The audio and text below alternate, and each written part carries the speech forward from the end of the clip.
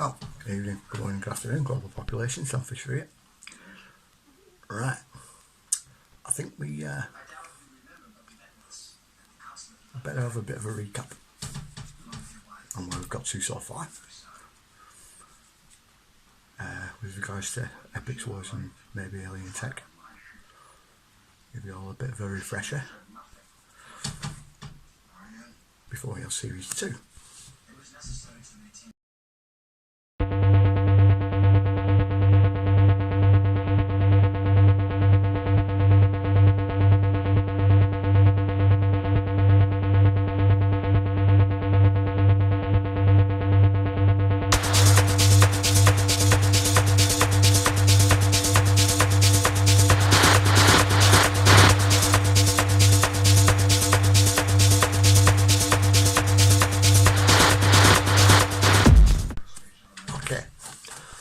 Video is both as much a recap for you guys to get you back up to speed on what myself and a couple of my friends on Telegram discovered, but also just to get my mind back into thinking this way, actually linking things together and how they link, how what's coming next actually links into all of this. Okay, so we'll start with what we found in the very first episode, which was I noticed a strange correlation with what was going on with the Ukraine war. There's some weird little things that were going on with Aratta at the time, and the correlation between that and when Putin invaded Crimea. And the situation there. Now, if you don't know what I'm talking about,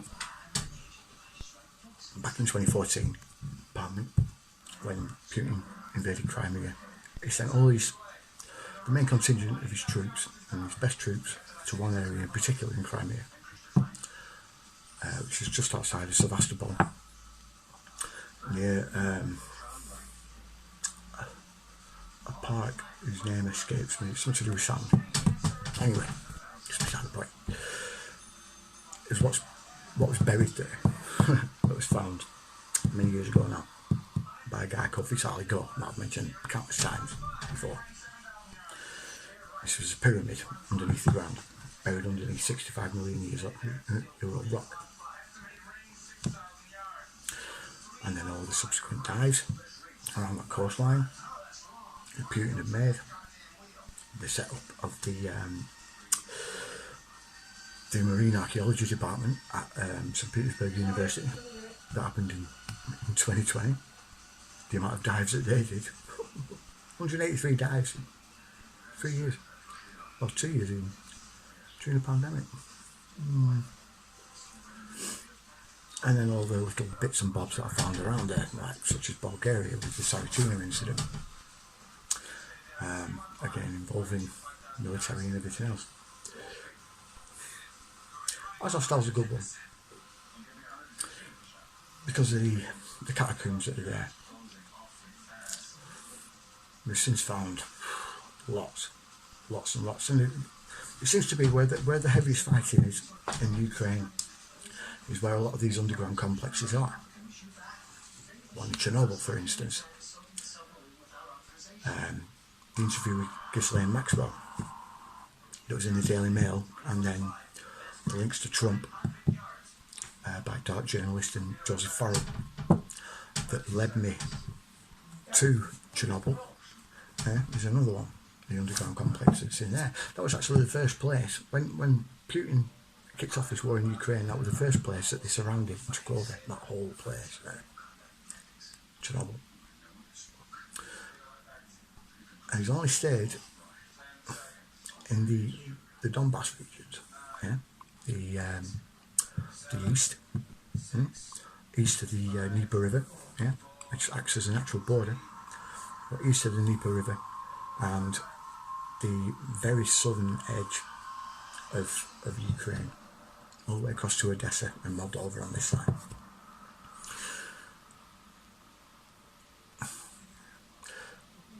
all of this was Arattan territory.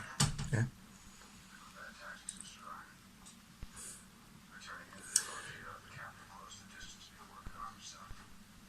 Which brings me to the Aratta itself, actually.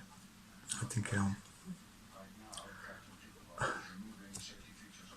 think it was 2011 maybe. There was a presentation done on the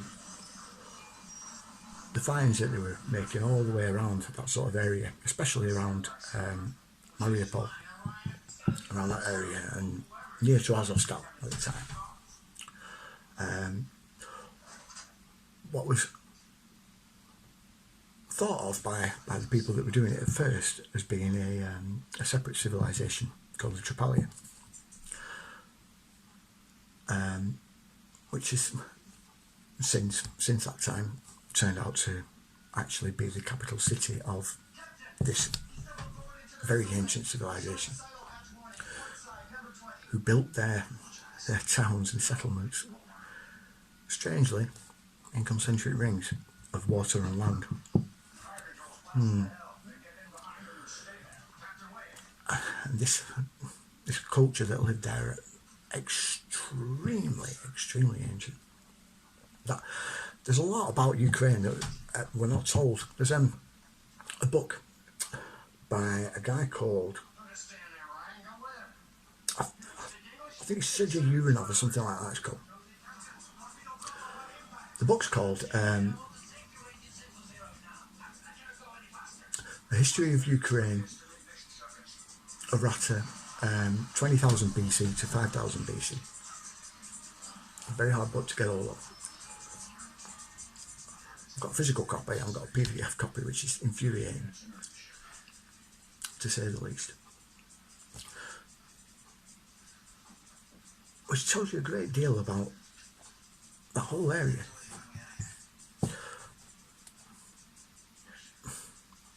In fact, the whole of the Black Sea, the whole of the Black Sea Basin. I'm going to show you something in a minute. The Google Earth images, right? Now,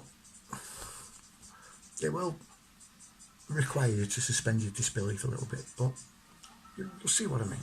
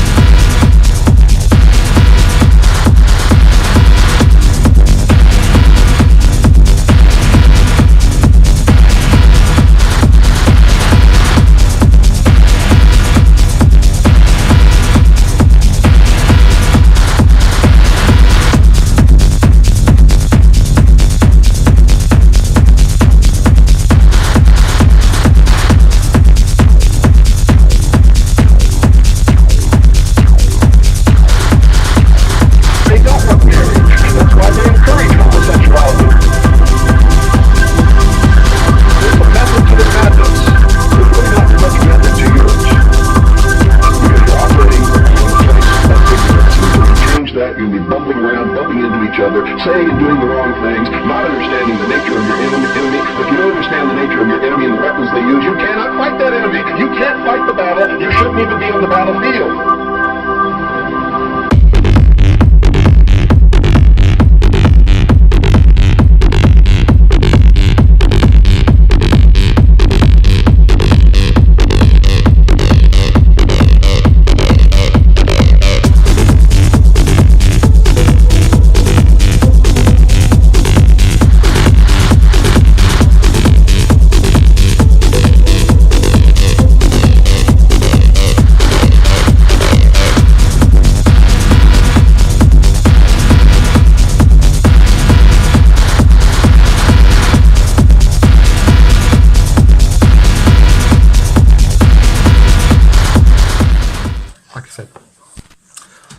In there, there's a lot going on. Very bizarre in that entire area. Shut up, you stupid dog. But it's other weird sort of anomalous things that happen. I touched on there. Since Chile, yeah, the fire that people were mistaken for the Vatican fire. Well, fire at the Vatican.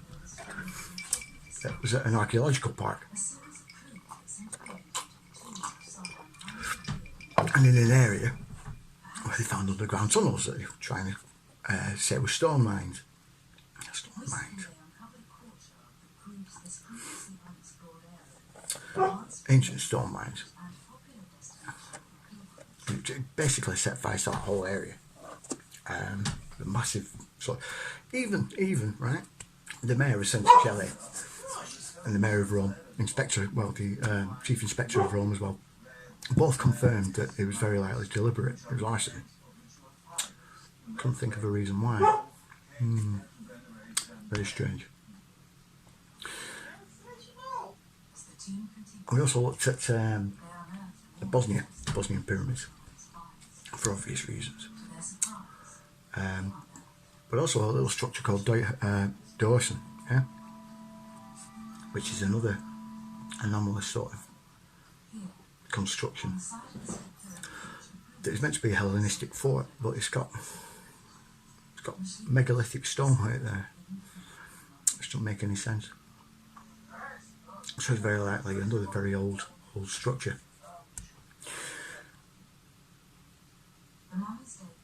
So what we're going to be looking at, well, we're still going to be looking at some of the Black Sea area countries. Some more finds there. Downcuria being one. A close look at Kabardino-Balkaria. Another closer look at Ukraine, because there's other areas in Ukraine as well. One of which at the moment, Bakhmut, yeah, in outside Donetsk. There is a salt mine that's there. Underground salt mine that they've been fighting over, apparently. Why? It stretches out 250 miles in all directions. 250 miles, yeah. That's pretty damn big.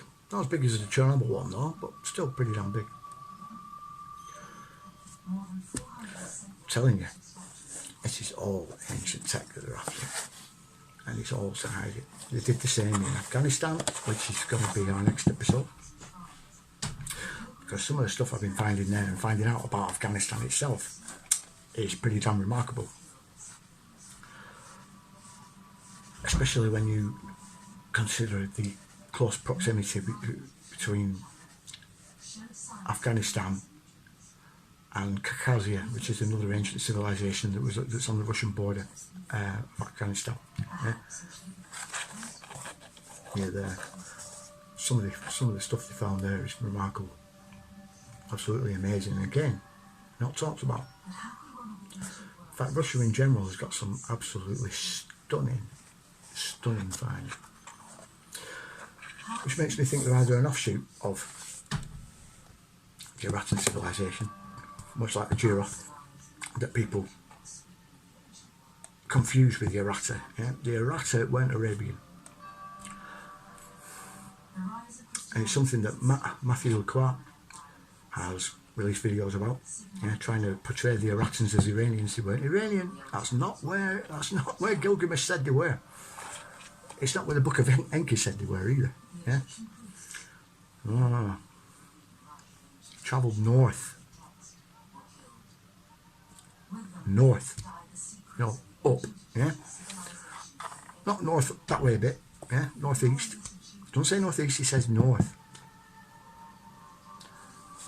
And he says he has to travel over several different mountain ranges to get there. Yeah, there's only one mountain range between Iraq and Iran.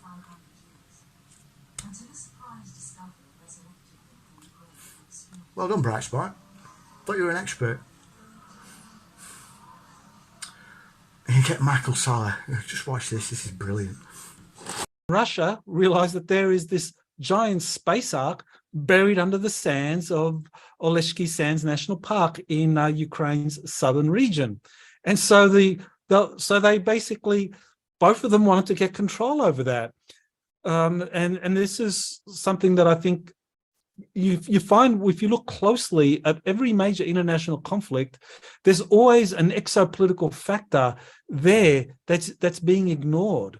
So, what do you think of that? What do you think about this possibility that behind a conflict like Ukraine, that that there is this rival efforts by Russia and the United States to get control over that particular area because there's a buried space ark with all of these incredible technologies, and that a lot of the kind of psychological operations are really to kind of get people to be distracted by all this other stuff, but in reality, it's all of this race to find and get control over ancient extraterrestrial technologies. You being a prior teaching professor of that subject at a major university, know that subject well. Without a question, every event, a Gulf, somebody who all of a sudden, out of nowhere, starts talking about things that you never heard about this person before. They may sound like they know what they're talking about, but they have absolutely no credible evidence to back their testimony. There are witnesses or experiencers and contactees that do have credible evidence to back up what they're saying. Not everyone does. That doesn't mean that they're not credible. They seek to attack or attempt to discredit others and sow division in the community rather than unity, especially if the person is attempting to discredit represents a threat of disclosing truthful information they wish to counter. Their narrative will sound somewhat believable with truthful information mixed in. This is in the CIA manual, by the way. They say, but 90% truth and mix in 10% of the narrative there. You want to take it, so that it builds credibility with the people. So you have this truthful information mixed in, but note if the narrative is targeting another credible person, opposite. In other words, if somebody says Mars had... I mean, if that's not him obviously trying to discredit what I've been finding, right? Because everyone just doesn't take you seriously anyway. But the guy that's with him, right? Anyone who's followed me for a long while knows that whole concept that his mate's going on about next to him, yeah? So what I talk about. In fact, it pretty much says verbatim what I say. It's just that it changes the last bit to make it sound a bit different, and it totally wipes the whole context of what I'm trying to say, the whole point of it. Hopeless case. Why do that? Because Sal's got quite a big following, yeah? But he's also a plagiarising cunt, yeah? Who adds a fictional slant onto everything, prick. So yeah, I'm not happy with that. But I just found it absolutely hilarious. Matthew Lacroix, I'm a bit sort of here and there about. He's only very recently been talking about the Aratta, yeah, from what I can tell. Incidentally, just after I started speaking about him. If you're watching this, Mr. Lacroix, how's about we have a little chat, eh? Anyway, so yeah, we'll be looking at Afghanistan next, because that's just amazing. We'll look at Kabardino-Balkaria, France, definitely. There's a reason why they burnt down Notre Dame Cathedral, I'm telling you. And it's what's on that island. And the UK. I'm going to try, if I can, to arrange an interview with Paul Cook, and another YouTuber who's been looking at some of the underground sites around here, because I think that'd be an interesting conversation.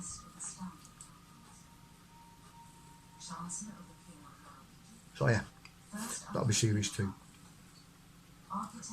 which will be out very soon. Anyway, that's all I've got to say for the minute. Alright, like, share, subscribe, you know the drill. See you later.